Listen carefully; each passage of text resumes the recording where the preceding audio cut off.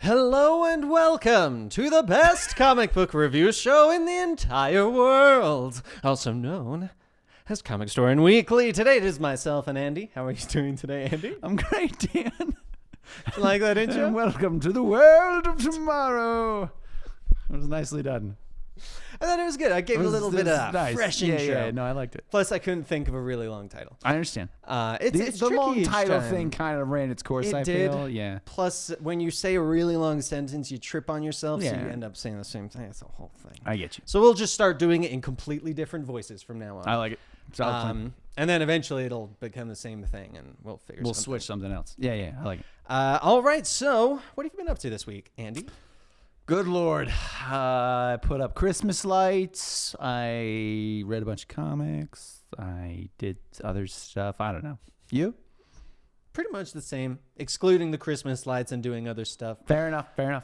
So I did nothing. And it was everything I thought it could be. It's amazing. No, I've been. I started watching the Harley Quinn animated show, which Yes. is fantastic. It's quite good, yes. If you are watching this, it is very adult. Yes, not for it's kids. not a kid show. Definitely not for By any kids. stretch. But if you are an adult and you want a really funny Harley show, it is definitely worth watching. I maintain it's what they should be doing with the movie. Oh, yes. It's what they 100%. honestly should be doing with a lot of the more adult characters that they have, as opposed to trying making it serious. Yeah. But anyway, let's go ahead and start right off. Okay, so first up this week was The Amazing Spider-Man number 35. This is the one continuing Dr. Doom getting assassinated in New York. And the start of the war. I liked how they initially just straight up say, okay, Avengers and Fantastic Four are not here. That's why we're struggling a little bit. Yeah. I like that. Did you get a chance to read this one? I did not, no. Okay, so a lot of this is him working with his sister, the spy, and they're kind of trying to figure out what to do about the situation because Doom has locked down New York and is essentially saying, give me who you sent to kill me. Right. Or I will kill all of you. Classic Doom. And so they're trying to figure out what it is. And I found it funny in this because almost every interaction with Spider-Man and his sister is one panel of seriousness. Spider-Man jokes that he doesn't know how to be a spy. Seriousness, joking about not knowing how to be a spy. Okay. And it's like a continuous thing throughout the whole thing. And it sounds like I'm over-exaggerating it, but I am not. Okay. And yes, that is a redundant statement. Over-exaggerating. It's true. But anyway, that is Amazing Spider-Man number 35. If you are curious about the 2099 stuff, if you're curious about all of that, and he has finally started using that device that like predicts the future. Okay. Yeah. It took him into like this weird like mindscape kind of thing. It's interesting. It was quite confusing, so I'm gonna leave most of it to you guys if you want to read it, and then you can go from there with your own opinions. Next up on the list, I'm gonna actually I won't combine them. First up is Annihilation Scourge Nova number 1. Did you get a chance to read this one? No, I haven't checked any of these out. So Haven't had the this urge. one does technically take place after the Annihilation Scourge of Fantastic Four number 1. Okay. Telling you because they don't. Marvel. And this one I did like because it's Richard Rider, and they are very aware that not everyone knows Richard Rider, so they give you a full description of who the character was, his origin with being Nova. I love one part where he's like, he names himself Nova, which in hindsight was confusing. And so they go through everything that he did with the first Annihilation event with Annihilus and stuff like that, and then he ends up working with Annihilus to figure out kind of what's going on. And that's most of these very much seem to be just, hey, this is the character, here's how he's into it. Right. And then they're going to conclude later with, I want to say it's Omega, where all of them are going to be fighting against the Sentry. Okay. Which brings me to our next comic, which was Annihilation Scourge Fantastic Four, where we actually learn why Sentry was in the Cancerverse. Okay. And it turned out the Void it did happen in a previous comic. They say it in here, and it was apparently recent. I didn't read it. I don't remember I don't remember Sentry doing stuff recently. Yeah, apparently the Void took over, and he went to Reed, and he was essentially asking if he can split the two of them. Mm-hmm. Reed said, no, I can't do it here, but the Negative Zone has a different way of functioning. It was either the Negative Zone or the Cancerverse. I think it was the Cancerverse that he actually sent him to, but it might have been the Negative Zone and he somehow ended up in the Cancerverse. Right, yeah. But point being, Reed was the reason he was sent. The Sentry was sent originally because he tried to split him up. And then they also do another good recap of Johnny Storm's experience with the Cancerverse and the Negative Zone. Mm-hmm. So a lot of these, I really do like that they are giving you this is how they're related, because I had no idea that Johnny Storm got trapped in the Negative Zone, beat Annihilus, became the ruler of the Negative Zone, and then lost an election with Annihilus, and then left the Negative Zone. Did you know that? I did not know that. No. Apparently that happened. Okay. And like everyone's like, Johnny Storm, the Great Warrior. And it's like, this is the weirdest thing. That's pretty funny, okay. The Great Warrior. And then you get like the really, really creepy stuff with the Revengers. And the really, really creepy evil Fantastic Four, the Phaeton Four. Yeah. It's not a very good name. They're like Circle of Four. That's like not a very good name. No, yeah, it was, it's not a very good name at It all. was very, very bad. I was having trouble saying it in my head. I always say things in my head, and I will sit on a page going, Phaeton? Photon. How is it spelled? Ftaughtn. Yeah, Phaeton, I guess. Yeah. Yeah. But I assume it's something like that because then Ben goes, you got to be Phaeton kidding me. And I was like, okay, at least I kind of know what it is. I mean, going off of what Benny said it as, not the best idea. No, Ben Grimm. Oh, Ben Grimm. I see. In the okay, actual, I thought you meant like Benny. No, like no. Our if boss, he says Benny. something, I assume it's the opposite. It's the opposite. Yeah, you always go that route. All right. Reading skills. So those were the two Annihilation Scourge issues that came out this week. I believe next week we are getting, I want to say Silver Surfer and Beta Ray Bill. Sure. What's wrong? As you do. As you do. So that is the situation there. All right. So next up is Batman number 84. Tell me about how much you are loving the conclusion. I will say this about issue 84. Okay. It brings us one issue closer to 85. I'm going to say that now. I have not been quiet about my dislike of Tom King's run of Batman. No, you have not. This did not change my opinion. Really, there's nothing more I could say. The whole book is, so we finally got into the final fight between Thomas Wayne and Bruce Wayne. Mm-hmm. They literally throw, I think, maybe 2 punches the whole issue.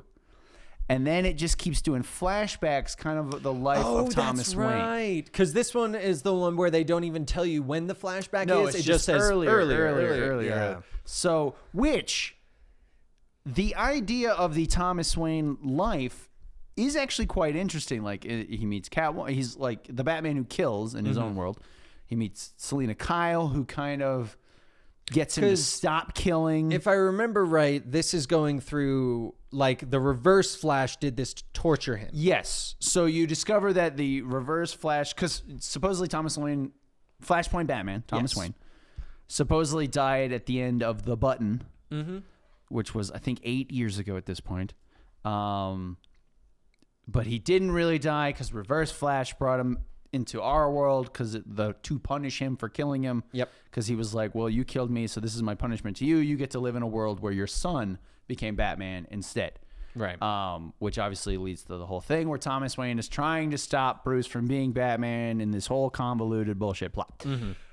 So, but if you go back further to like Thomas Wayne on Flashpoint Earth, like, it is kind of interesting because, like, he is a Batman who kills, and then he meets Selena Kyle, who kind of becomes his sidekick because she's roughly what Bruce's age would have been. And then he stops killing, and then, you know, she ends up dying. It's like this whole thing that is actually an interesting take on this alternate world of Batman. Yeah. Fortunately, it's wrapped up in this crappy comic. So, yeah, I didn't like the issue. I haven't liked the run. If you are enjoying the run, odds are good you're going to like the issue because you've already lowered your standard enough that you like this run. But that's just my personal opinion. Personally, I do not like Tom King's Batman run. I have not liked it since the beginning. I would not be reading it if I didn't have to talk about it on this show and make my witty comments about that, which somebody will be upset about. Right. I don't care. So there you go.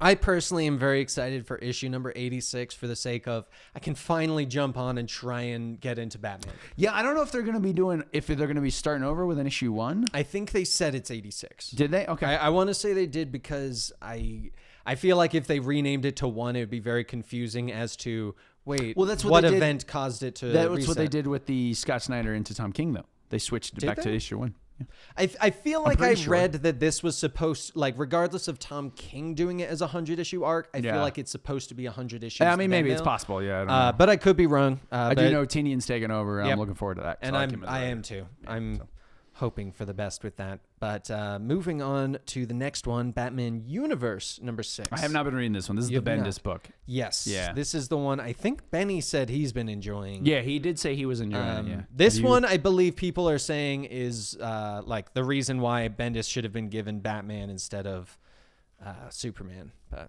that's fair enough. A different conversation for another day. Okay, come on, laptop. Stop being weird. All right, so next up is Black Cat number 7. So this one is, continuing Black Cat. Odessa Drake. What? I said from issue 6. From issue 6, yes. That's how it works. Odessa Drake, the princess of the Thieves Guild, has captured the Silver Fox, who was the Black Cat's mentor, Black Cat's dad's mentor, as well as Odessa Drake's dad's mentor. Good Lord, his mentor gets around. He's essentially like the godfather of crime. Gotcha. In a way. He trained the best, so to speak. Right. And the entire issue is just flashbacks to how he worked with Odessa's dad, but her being like, no, you killed him, and him being like, no, I loved your son. You're a liar. And it's like, oh, yeah.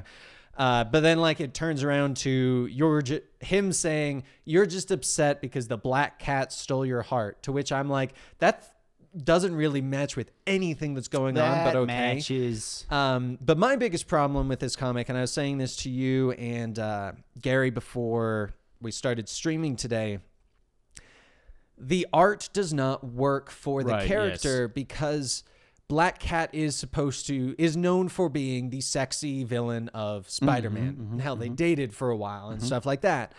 The art in this, it ruins all the characters. It makes them look flat, makes them look chunky. And I don't mean chunky as in like overweight or like very blocky kind of. Like oddly proportioned. Yeah. And it's just such a shame because it's very similar to another character that's supposed to be the sexy assassin of Black Widow. Both of them have fantastic art for the covers, but the interior is just so lacking for what you would expect from that comic. Honestly, Black Cat, if I were to pick the artist, I would have picked the artist that did Mr. and Mrs. X. I felt like she would have been a perfect one for Black Cat. But as an issue, it feels like we're kind of maybe moving in a direction of, all right, we're not just going to be doing heists of superheroes' houses. We're actually kind of going in a direction of the Thieves Guild, because they also reference Remy LeBeau, or LeBeau, whatever you want to pronounce it. LeBeau. People do their own different ones, but he is considered the prince of the Thieves Guild. Right. And she's like, no, I am the true queen of the Thieves Guild. He's an imposter. But we learned that apparently there were Thieves Guilds throughout the world. But the New York one, which Odessa Drake is essentially the bloodline of the royalty in, they got exiled because of Black Cat's dad. And so apparently, like, it's a big twisty thing like that. I don't know where they're going with it. Okay. Like, I really have no idea what to expect. This was an issue that if it was not about a hero or a character that I knew, in no way would I have read this. Fair enough. So keep that in mind if you do plan on getting it. Okay. Next up, Buffy the Vampire Slayer number 10 came out. Benny bought it, so I figured I'd let you guys know about it. Conan Serpent War number 1 of 4 came out. Did you get a chance to read this one? I did. So this was Jim Zub is doing this. It's kind of a side Conan story. It is not Conan and Savage Avengers, where he's in the future. Good. And it's also kind of not Conan from his normal book. Okay. So it's its own thing, completely unrelated. It seems like its own thing, completely unrelated. It doesn't seem like it lines up with either of those two timelines. This is the book where this is kind of Jim Zump's take on the Robert Howard's different characters, because he has, I forget her name now. It's a French pirate, which was in one of his short stories, or a series of short stories. He has Solomon Kane. I got it. Who was a Puritan monster hunter from a series of short stories. Right. And Moon Knight. As you should. From Marvel Comics. Okay, I will say Moon Knight and Conan, that sounds like an awesome mix. It is a fun mix. I'm not going to lie. So this is, like I said, this is kind of a team-up book for this Serpent War event. This is the starting issue. Kind of just introduces you to all the characters. Okay. I thought it was a good start to the series. I don't know exactly where it's going to go, but I enjoyed it. All right. Yeah. Sweet. But good? It was good. I would say this is a better team-up than Savage Avengers. Really? This seems... For the record, I loved this week's Savage Avengers. I did too. I did, yeah. But for that initial story arc to Savage Avengers, which you and me started to like at the beginning and then it went downhill, I think this is a better setup than that one. So, I mean, the Savage Avengers, I think the problem with that was it should have been Conan and the Savage Avengers. Yeah, because people went in expecting, Savage Avengers, when it comes down to it, it's Conan doing things and Avengers some occasionally of these more murderous up. Avengers that are around. Exactly. Yeah. So but yes, I enjoyed it. Is Conan. Daredevil number 14 came out this week. We do not read it, but I wanted to let you know. Deathstroke number 50 came out this week. So this one was the finale to the Deathstroke comic. It is extra size, so it is a lot bigger. Obviously, that's what extra size means, if you did not know. But apparently, it kind of explains what was going on of why all of a sudden this older Deathstroke appeared, killed Rose's fiance and stuff like that. Apparently, it's a Deathstroke from one of the dark multiverses. And he actually, it's from a darker version of Deathstroke. It's a darker version of Deathstroke that when he met Rose for the first time, he drowned her to kill her immediately. Okay, that's pretty dark. And then eventually he also teams up with, he gets Damian Wayne, who I guess in this universe was actually his son. And his in a relationship, or at least friendly, with Wonder Woman, who's evil in that universe. Sure. And they slaughter the Titans.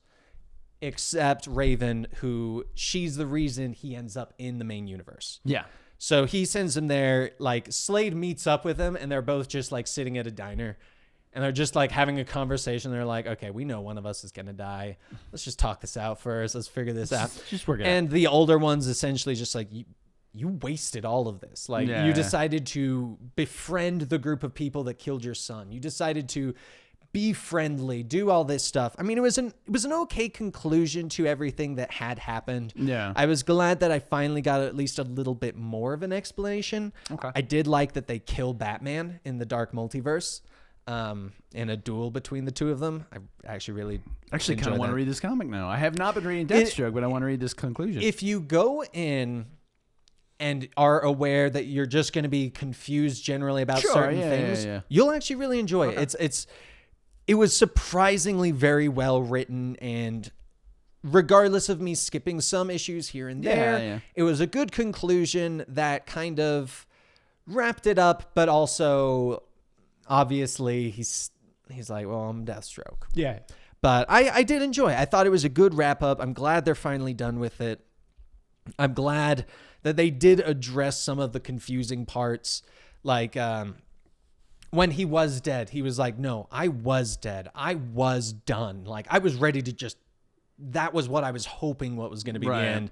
Like, he didn't plan any of that. And so I'm glad they finally addressed some of that. And it felt like a good wrap-up issue. So if you are interested in reading it, I mean, you do get quite a bang for your buck since it's a normal issue price, but it's an exercised issue. Oh, that's pretty nice. Yeah. And then if you've been watching the shows, I've probably told you enough that you could jump into this having a general idea. So that's how I'll do it.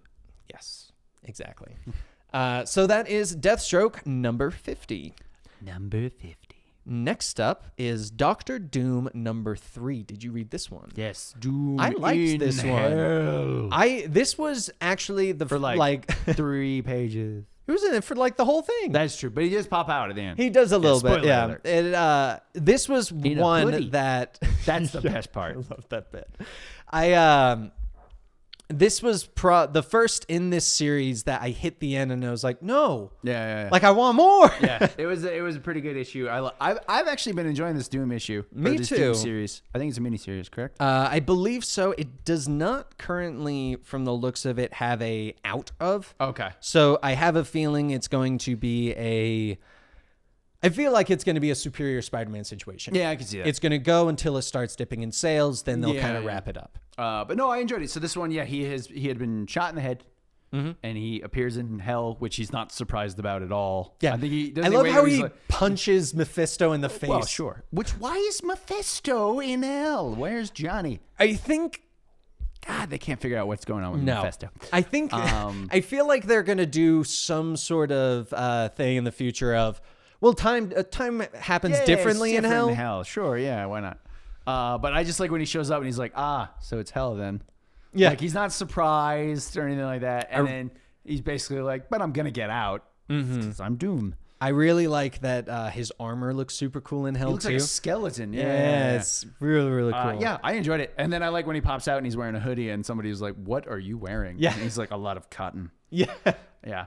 I also think I forget her name now, but basically like his second in command in Latveria. Yes. I think it's a very good character. I think it's a very interesting character. I think so, too. Yeah. She's very Captain Phasma. Yeah, kind of. Yeah. Like, she very much reminds me of, like, that role. But I'm very interested to see where this is going because it has 2 interesting fronts of a story of what's going to happen to Latveria, what's going to happen to Doom. Right, yeah. And I'm enjoying it. Yeah. 3 issues in, I'm liking it. So. Yeah. I will say it is a controversial book because I've heard some people say that they absolutely hate it and think it's pointless. Yeah. So I just wanted to throw that out in case. People probably read Tom King's Batman. Yeah, probably. But yep, that is Doctor Doom number 3. Next up is Excalibur number 3. Good issue. Great issue. Liking the series. I'm really liking it. I really like Apocalypse right now. I do. I think he's a very good character in this. I think they're all good. I like how Shogo's a dragon. Yes. And cool with it. Like he's happy being He's a like, dragon. this is awesome. This is great being a dragon. I like the whole other world thing. I always like I do too. fantasy stuff, so I like that mix. I like how they all now are dressed like Dungeons and Dragons characters. Yes. And even Gambit was like, what are we going to wander around the countryside until we level up? What's going on? Yeah, I think it's a great book. This is probably my favorite of the new X-Men stuff, honestly. Yeah. Same here. Do you know who the mutant is that keeps causing earthquakes? I don't actually, but as I've said in the past, I'm not fully up on my X-Men stuff. I didn't recognize him, and he seems to be incredibly powerful. But I did like that in this one, we are seeing that there are some people who are like, I want to go to Krakoa, but I can't. I don't want to break Krakoa. Yeah, which, I mean, makes sense. It does. So, but yes, fantastic. I really like the characterization they're giving to Apocalypse because we know he's going to turn evil again. Is what he does. Or he's doing something behind the scenes. I have a feeling. I feel like they're not going to make him evil, but they're going to make him go truly to the word of I am for just the mutants. And I think it's going to be misconstrued as evil. Right. But at the end of the day, evil for some people. Yeah. Exactly. But fantastic book. Yes. I definitely recommend it. I would definitely. This of the new X-Men books, this is my favorite. So this is the one I would recommend the most. Hands down. All right. So next up, Harley Quinn number 68 came out. I did not read this. I actually almost did because the animated show is making me really into it. But then I read 20 and it was still on the list. I'm like, that's enough. That's fair. This is the Christmas issue, I believe. Can I see the cover real fast? Yes. So this is the Christmas issue where Harley decides that she does not have enough Christmas cheer, so she goes to, I believe it's the Christmas Hamlet. Yep. Which is essentially like a Christmas cheer resort. And if you're not cheery enough, they send the Yule police after you. And they've all got like Christmas bulbs for heads and they've got presents for shields and things like that. That's pretty great. This was a pretty funny book. I always liked a little like one-off Christmas stuff. And this one, she meets up with like the ghosts of Christmas past, and it's like a goth chick who her father used to work there and then died, but she's like still around, and they don't like her because she doesn't have Christmas cheer. And Harley's sad because her mother's passed and things like that. So it's like the two of them kind of coming together and realizing you don't have to be super happy at Christmas time if you don't want to, but you can still have holiday spirit, things like that. I thought it was a fun little issue. It's nothing crazy. It's pretty much like a one-off book, even though technically it's essentially an annual that's normally numbered. Yeah. Gotcha. So I enjoyed it. I thought it was fun. All right. Next up, Inferior 5 number 4 of 6 did come out this week. If you have been following that, we have not. Okay. Next up after that, though, is Justice League number 37. Now, funny thing about this is as I was reading this, a thought came through my head of Scott Snyder and James Tynion have done so much more and such a better job in 37 issues of Justice League than Tom King did with 80 issues. 80 issues of Batman. And I was thinking about it of I feel like if Tom King had crunched down his 85 issues into 37, it would have been fantastic. Yeah, I mean, maybe if he cut out all of the Fuller crap. Exactly. And I feel like this I was thinking about could have been so much filler if they wanted to. Oh, yeah, easily. But I'm very glad they didn't so that we can tell you about it. Because in Justice League 37, we finally have the penultimate battle, or what seemed to be the penultimate battle between the Legion of Doom and the Justice League. Yeah. And my gosh, is it cool. It's a good fight, yeah. Because it's also the Justice League from like all the multiverses and throughout time. And like all the heroes, all the villains. And I mean, not too much needs to be said about this issue. It's a big fight issue. It's a big fight issue. We do get some stuff with the Monitors situation. We learn that the Anti-Monitor is a crybaby and cries out to its mom when he loses his armor. Yep, that is it literally, they get split up because he was like, the Ultra Monitor. He's like, Mom, they took away my stuff. And she throws a planet at them, which is hilarious. Such overkill that it's hilarious. Such overkill. I do want to say the art in this is fantastic. Oh, so good, yeah. Because the scene when she is like about to throw a planet, her appearance and melding with space and everything, it's just so beautiful and really so engaging that hands down, this is still probably one of the best comics I'm reading right now. Oh yeah, definitely, easily.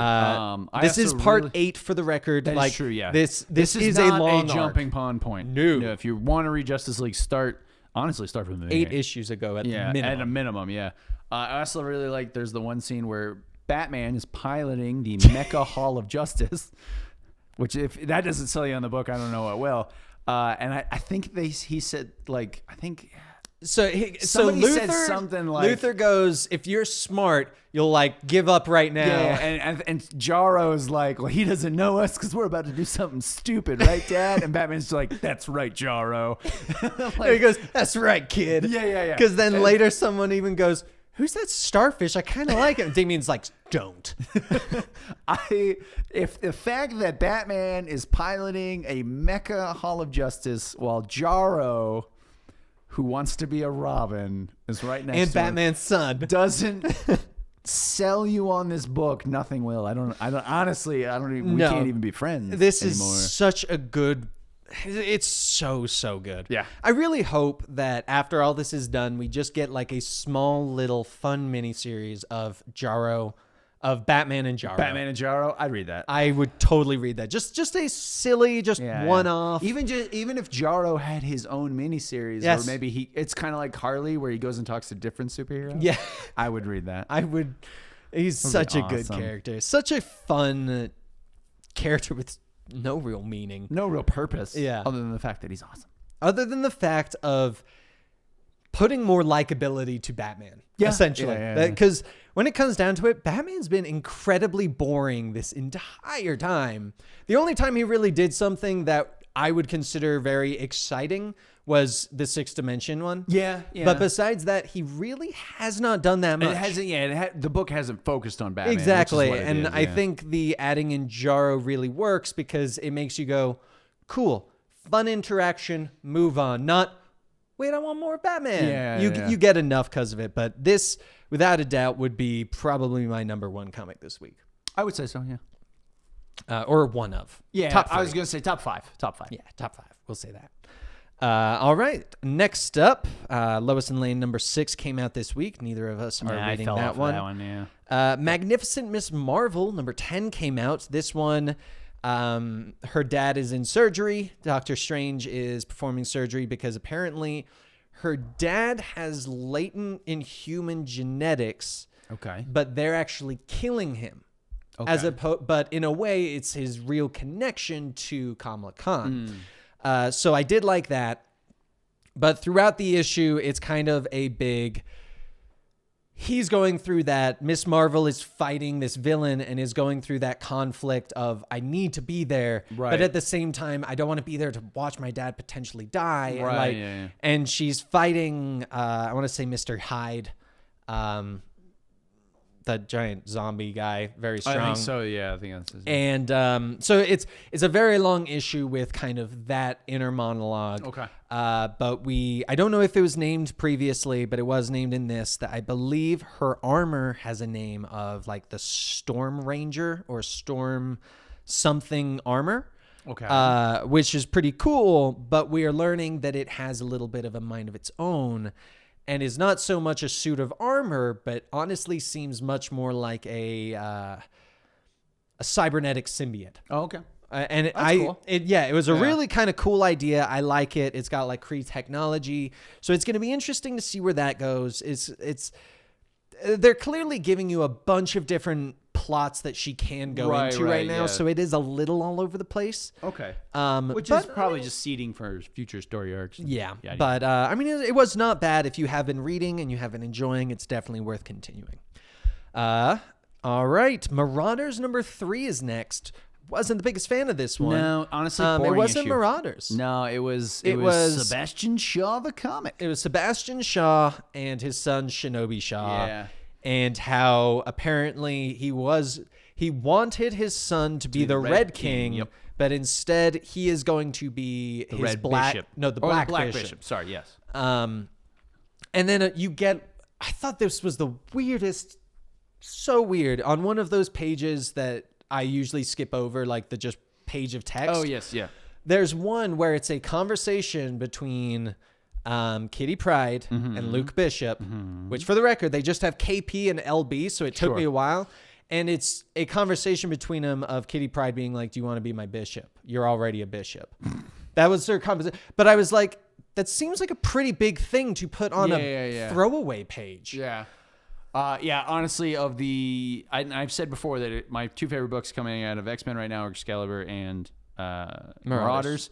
And while the first 2 issues of Marauders were fantastic, this was not. I don't find Sebastian Shaw and his son very interesting. I feel like the overall idea that Shinobi Shaw was going to be the Red King, but now he's going to be the Black Bishop, you probably could have done in like 2 pages. Yeah, I felt like this was a Tom King issue. Yeah, you didn't need to edit. That's a good point. You didn't need to dedicate the whole book to the idea of Sebastian Shaw bringing back his son, because there were and getting him this position. Honestly, I think it was a waste of a book. Because there were so many pages where it was like, hey, he's talking to his son about this. Hey, he's talking to his son about the exact same thing, but now he's in America. Yeah, like now he's in Japan. It was him, like, and it's traveling and stuff like that, and like you could have knocked that out in like 2 pages. Like you really didn't need to dedicate the whole issue to it. So it was a letdown. This week. I mean, if you're like a completionist, go ahead and get this if you're enjoying Marauders, but you can skip it. Yeah, I feel like you can. All you need to know is Shinobi Shaw's back. Yeah, he's the Black Bishop. The Black Bishop, yeah.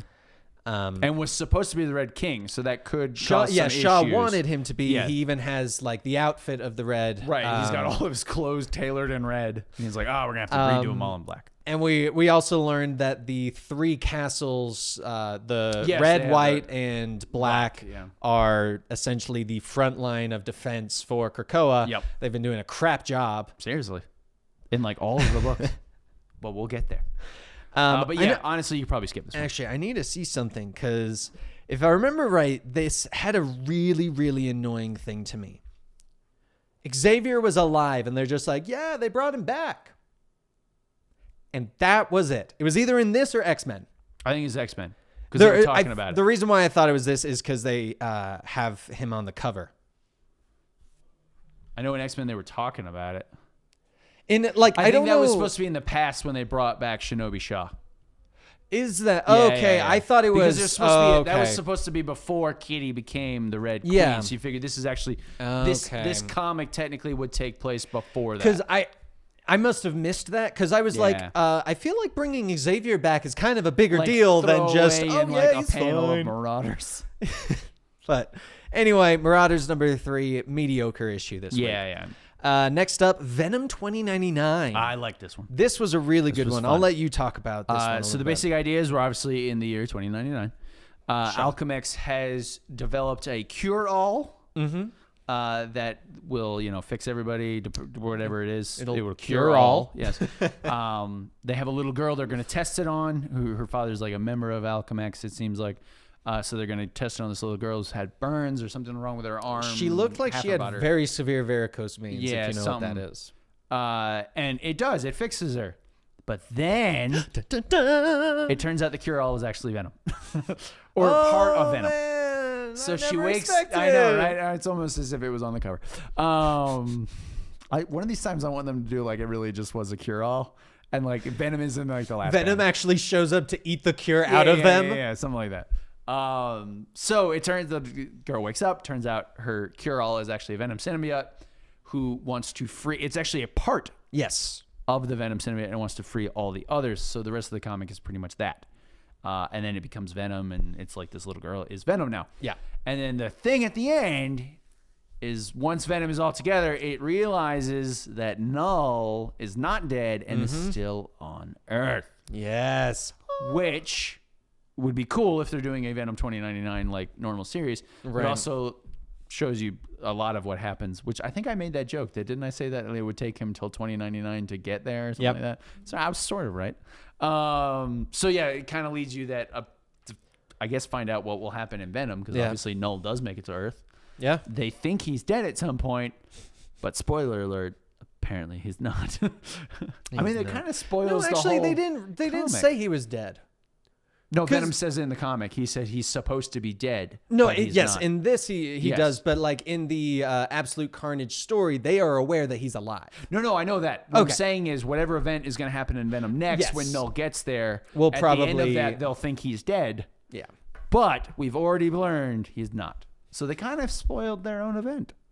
Pretty much. For whenever Null gets there. Yeah. You dummies. But anyway, good issue. It was a great really issue. Enjoyed it. I really enjoyed that one.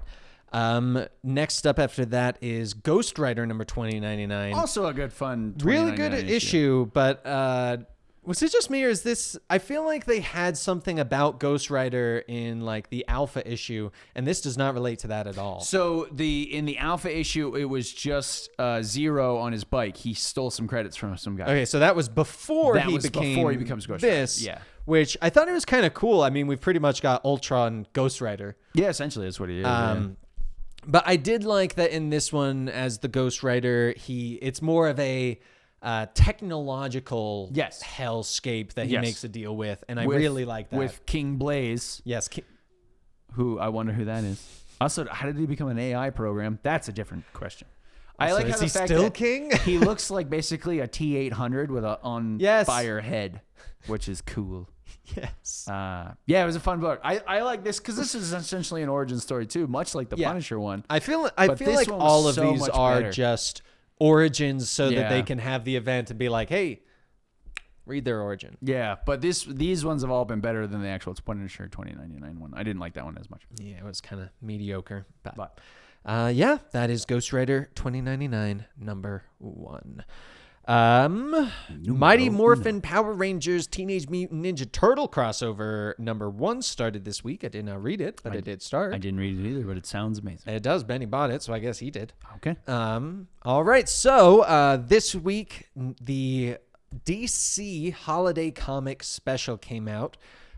New Year's Evil #1. This was an 80-page special. This was their standard holiday story of bunch of different writers get a bunch of little different short stories. Yeah, usually 3-4 pages each. Some of them were good. Some of them were bad. Yeah. Some of them were almost identical. I'm Most of talking them at were you, pretty- Prankster and Toy Maker. Yeah, most of them pretty meh, I felt. There was 2 that I actually really enjoyed. I'm going to guess one was Poison Ivy. No. Ooh. Okay. Although that was a fun one. I like it. Wasn't, Did. Okay, I take it back. I guess I did enjoy this. So we'll say 3. I really enjoyed. All right. So Poison Ivy. What are your other guesses? Sinestro? No, I didn't like Sinestro. Really? I thought it was kind of meh.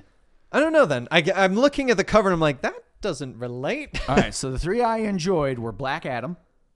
Yes. I thought the Black Adam that story one was was very fantastic. That one was such a. That one got you the feels. Yeah, I kind got of the thing. Yeah, feels. and that's what I like. I like it when they do these holiday issues with the supervillains, and it shows that they're not evil all the time. Or they may Especially be Black Adam, evil, who's but not. they do still care They're about still some people. Yeah. So the Black Adam one, the Poison Ivy, yes, I forgot about Poison Ivy. And I really like the Harley at the end.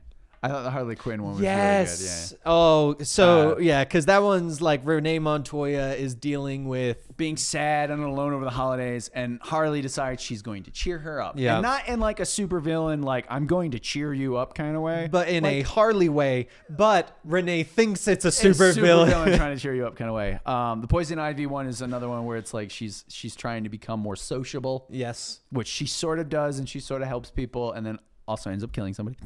But Hey, he deserved it. I would say the Shazam or the Black Adam one was my favorite. Yes. Actually, basic remembering that one, that was definitely my favorite. The basic idea is that a little girl who's taken refuge in Kahndaq, who I believe she's a superhero, or she has a meta power. I don't know. I don't think they reference that. They just say she was from an orphanage in New York. And now she lives. experienced Christmas, and then in Kahndaq, she doesn't. Right. So she's sad. Black Adam shows up because he's the ruler of Kahndaq, and he's like, "Little girl, what is wrong?" And she tells him that she is sad because Santa Claus doesn't come to Kahndaq. So Black Adam's idea is to fly to the ancient city of Myra, where in the DC universe, there is a wizard Santa Claus. And he fights wizard I believe Santa. it's Nook Klaus. Yeah, Nick Klaus. Black Adam fights wizard Santa Claus to a standstill. After like fighting his way into this ancient city. And so finally the wizard is like, all right, you've defeated me. What is it you want? And he goes and he pulls out a map and he goes, this is Kahndaq. All of the children will get presents and their stockings will all be full Christmas Day. And then I think the best line is at the very end where he's like, and I will take a lump of coal if you must. Yes. And then he leaves. And I'm like, so that's such a good. good story. Like, It was so It kind good. of shows Black Adam, who is technically a supervillain, but also a ruler of a country that they revere him and he sees them as his people. It reminded me of that short story with Dr. Doom. Yes. And that little girl. In the War of the Realms. Yeah. It was very similar. Yeah. So I really liked it. It really hit me in the feels. That definitely was my favorite. Yeah. I really liked it. That was probably my favorite out of this whole book. A lot of them were very meh, and a lot of them were very much the same story. Yeah. Yeah. You could tell that. I mean, obviously, it's hard to do a good story in 4 pages. It is, and then a lot of the times they're going to run into the same issue. Because I Yeah. mean, like Prankster and Toyman are kind of They're similar. very similar. I much preferred the Prankster one. I thought that was actually pretty funny. Yeah. But yeah, as an issue, it is $10. I'm saying that so that if you are going to go out, it is. But it is 80 pages. It is 80 pages. If you do want some nice, fun little holiday stories, it's worth getting.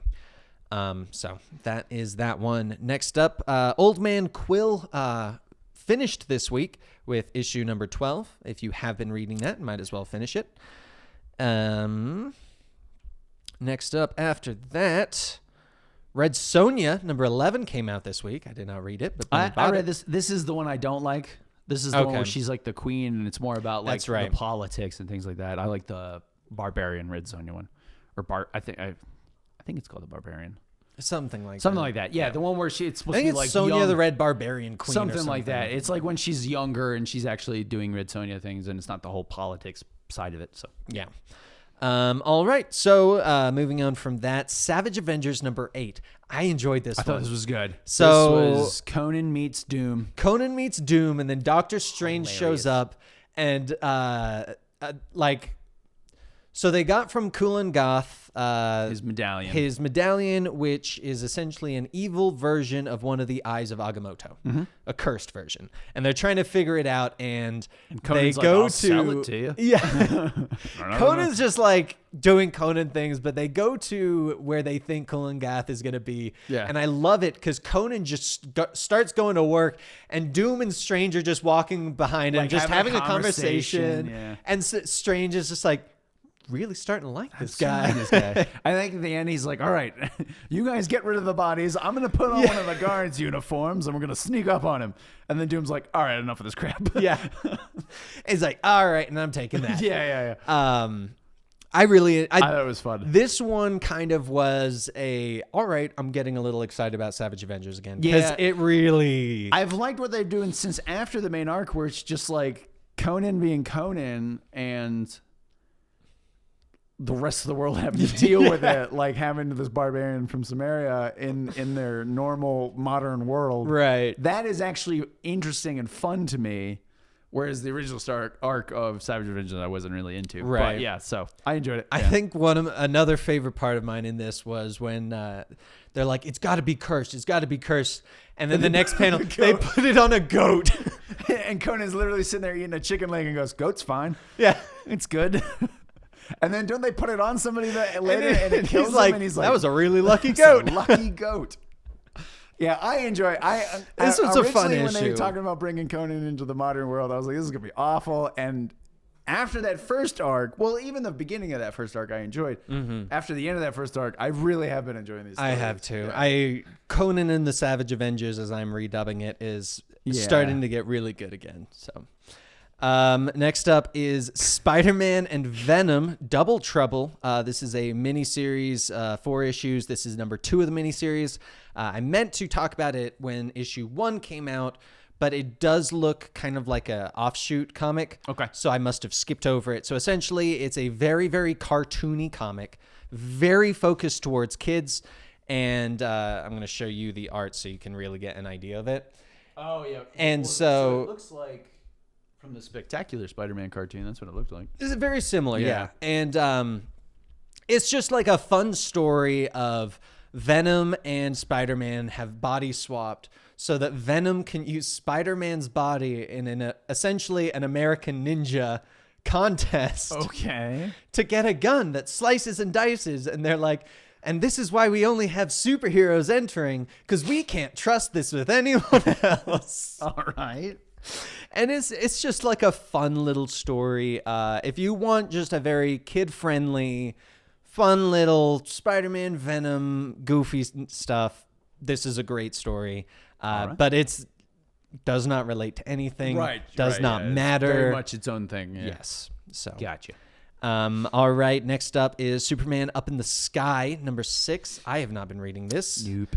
Neither of us have been reading this. Swordmaster number 6 also came out this week. Nope. It appears that Teenage Mutant Ninja Turtles Shredder in Hell concluded this week. So if you have been reading that, you can finish it up this week. Green Lantern Black Stars issue number 2 came out. I almost read this because I guess they're kind of making a new Injustice with it. Oh, okay. But at the same time, I don't really trust Grant Morrison. I read the right first now. one. It was weird as hell.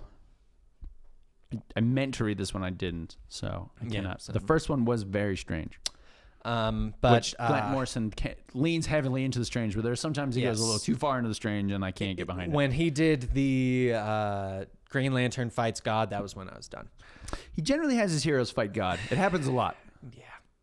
Anyway. Yeah. Next up is The Infected Deathbringer number 1. So this is the Donna Troy conversion. Right. I did not like this at all compared to all the others because... First off, most of it is not actually Donna. No. It's just the Titans constantly fighting amongst themselves. And then she kind of brings death but doesn't. Yeah, and it was not a great like introduction to the This character. was the bottom of the barrel when it comes to the Yeah. infected right now. I will say her costume design's really cool. Yeah. You know who she reminded me of when I looked at the cover? Warpath, the mutant from. Kind of, yeah. Like, a little bit, yeah. I saw that on the cover and I was like, that's not DC. Female Warpath? That would be hot. I mean, it's such a shame because Donna Troy as Deathbringer could have been so much more. Yeah. And like their whole reasoning as to how he unlocked the villainous nature in her was behind Donna Troy has always been essentially forged into what other people need her to be and has never truly had a personality of her own. Yeah. And then the Batman Who Laugh gives her a personality of her own, and that's Lady Deathbringer. But Deathbringer. It's evil? Yeah, so. Well, I mean, I guess it makes sense. She did become Troya as well. Yeah, it's true, yeah. So she tends to go evil, so this true. is so Everybody shocking. goes evil at some point. It's true. It's like a rite of passage. 3 times today. All right. Next up is The Web of Black Widow. Number 4 of 5. I did not realize this was 4 of 5. It does not feel like the second to last issue. It is not good. That's all you need to know. This is another one, like I was saying with Black Cat. Oh, the art, cover art yeah. is absolutely beautiful. The cover art is fantastic, and then you get into the comic, and you're like, Yeah, it's not great. like that does not It look doesn't even look like her. exactly. Yeah. And it's very mediocre comic. To say the least, it is incredibly mediocre. It's kind of a letdown. If they had gotten, and I think it would have been much better, even if they kept the exact same story, if the art was better. Sure, yeah. But the art being as bad as it is, in my opinion, I will state that. Kinda Some pulls people you out of it. It does. Yeah. It really does. And the whole story is around people aren't trusting her. Someone else is taking her face. Like, Literally? like, yeah, she like, yeah, right. Like a Mission Impossible kind of thing? Like a Skin Pirate from Yeah, that yeah. one. No, it's just a very, very weak book for what could have been really good. Fair enough. So, Thor the Worthy number 1 came out this week. I did not read it because I opened the first page and it was like an older comic. So I was like, I assumed it was just a reprint. No, so it is a series of short stories. Okay. With the 4 different versions of Thor there have been. Okay. So the first one Is Beta Ray Bill. is Beta Ray Bill. The second one is what's the dude's name? He took over as Thor a bit in the 90s. The He had, one like, that a had the leather hammer jacket. that hammer transformed into the cane. I forgot his name now. I know who you're It's on my talking head. about. He's like an archaeologist or something. It had a lady. It had Jane Foster as Thor. So basically, what this was is it took 4 of the most prominent. Actually, I think it was just the 3 prominent like creators. The From cover Thor. does have 4, just for the record. Yeah. So it has the some of the most prominent creators from Thor's life cycle. Okay. Like Walter Simonson is the first one. That's why it looks like an older comic. Because Walter Simonson did it in like the 80s. Gotcha. I will say it this very then. much reads like it was one an of his- awful choice to put his first. But because so a lot it's of part people- of the 80th anniversary and they have been reprinting. Right. So I didn't even give it a chance because I Well- saw that. I'm like, I don't want to read an old story. But if you look at the cover, a lot of people look back on Walter Simonson as one of the best writers of Thor ever. Interesting. So a lot of people Never will. even heard of him. Well, you're not good with names for people either. That's fair. So a lot of people will be like, "Oh, Walter Simonson wrote and draw part Yeah. of this comic. I got to get it," kind of thing. Especially That's if you're fair. a fan of Thor. It reads very much like one of his classic comics. I enjoyed it. If you like Thor as a character, if you like some of his side characters, I mean, they're just little short stories. It's nothing crazy. I enjoyed it. Yeah. All right. Well, there you go. I kind of wish they had put a different one in front just because the line has been doing reprints and I don't enjoy reading reprints because I'm like, I like up-to-date stuff. I don't have time to do the older stuff. So it's kind of a shame because if you don't know that, you go in with my mindset. So anyway, moving on from that, Vengeance of Vampirella, number 3 came out. Benny bought it, so I figured I'd let you know. Wonder Woman, number 6. Wonder Woman Come Back to Me, number 6 came out. Baby, come back. Sorry. I have not been reading this one. I don't think you I have. haven't either, no. Is this a Black Label? I don't think so. No. The cover makes it look like it could be, but it is not. Wonder Woman Black Label comic. I would read that. That'd be hot.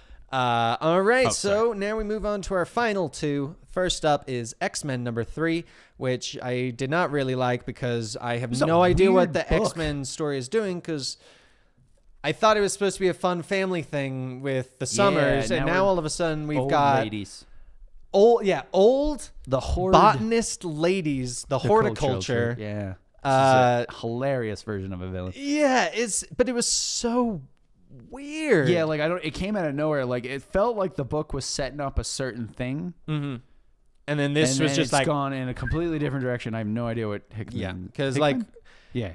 I don't know what Hickman's doing. Also like the way Emma talks to Scott makes it sound like they're still in a relationship, which even according to the floor plans, and she was just arguing with Jean about that. I do actually really enjoy the banter between Jean and Emma Frost, because in one of them, I really like the line. Jean says that she likes Emma's shoes. Emma says you can borrow them if you want, and then Jean's like, no, borrowing's more of your thing, implying Scott. And so I thought that was funny, but the issue is itself, I was very it was an okay issue. But in the series story, of X-Men, it just made no sense. Because it seems like he was setting up this whole, because now they have Krakoa, but then there's the humans that still don't want them to have Krakoa. We have that. Yeah. And that's what I thought the whole thing was going to be. But now we have this other group of humans who want to possibly use Krakoa, but also want to destroy Krakoa because it might throw off their plans for what they're doing with humanity. But it's just a bunch of old ladies who have apparently figured out how to wipe out humanity or most of humanity in the next 10 years or something like that. And they don't swear. Yeah, it came out of nowhere. I don't know. It was a very weird issue. It wasn't a bad issue. It's just what are we doing with the story? I'm confused. Yeah. Plus, all of these issues are just making me go, because in House and Powers of X, they're like, this is going to be great. Krakoa's a mutant. No one's going to be able to go through these portals. They're going to be perfect. You can do it everywhere. And now every issue, it's like, hey, there's something wrong with this one. She can't go through this one. This one, people are coming through. And it's like, you're pretty much contradicting everything we just set up. Like the whole point of the island was supposed to be a safe place that people couldn't get to. And now they're like, oh, by the way, we've got assassins flying from above. We've got old ladies coming through portals into the Savage Land. It was very strange. It was very, very strange. Anyway, that brings us to our final issue of today. And that is Young Justice number 11. Oh, okay. When Young Justice went to crap. Is that actually the title? Well, pretty much. Oh. So this is the one where they have met Naomi and it went to crap. Honestly, in my opinion, this was meeting Naomi. Well, yes, actually, because there's so little about Naomi and all of that it's so obvious how forced this is to put Naomi into books so that Bendis can make money off the character. Because she is a crappy character. Okay. Does not fit with the group. And the introduction does not make sense in any way. And there's so much chaos going on of, well, Naomi came from here. This person says that they're working for Star Labs and Superman, but they actually seem like more of a villain. They're now sending this person to Gem World, but they're now over here. Steph somehow isn't capable of contacting Tim, even though Tim's contacting her. Tim's now... And it's just so much confusion for the sake of confusion, shoving Naomi into a story that she does not belong at a place that she shouldn't. They should have brought them back to the main unit, because this is going after the confusion of them jumping through the multiverse. Right, yeah. They should have had an issue of something of, okay. Like a downtime issue. Yeah. Now Naomi's in this. And honestly, I don't think I'm going to continue Young Justice. This issue was that bad, in my opinion, that turned me off to the point, and you guys know, I was enjoying this story. This was one of Bendis' stories that I was like, this is pretty good. But yeah, the forceful nature of trying to get Naomi into everything that Bendis is doing has ruined them for me. Wow. Okay. So, and there you go. Anyway, that brings us to the end. There's not really too much else to say about it other than Bendis Stop being so greedy. Anyway, thank you guys so much for watching today's episode of Comicstorian Weekly. If you want to find more of Andy, you can find him on Instagram at @4IamTheAndy. If you want to find more of me, you can find me on Twitter and Instagram at DanTProducer or on Twitch at DanTStreamer. If you want to support this podcast, you can also go by the Twitch channel, twitch.tv/Comicstorian, where we film this on Mondays after the Conspiracy Cast, which starts at roughly 2 p.m. Eastern. You can support us over there by subscribing or over on our Patreon, patreon.com/Comicstorian, where for $2 you get access to this podcast, many others, and great early content. Thank you guys so much for watching. We will see you next time. Bye, everybody.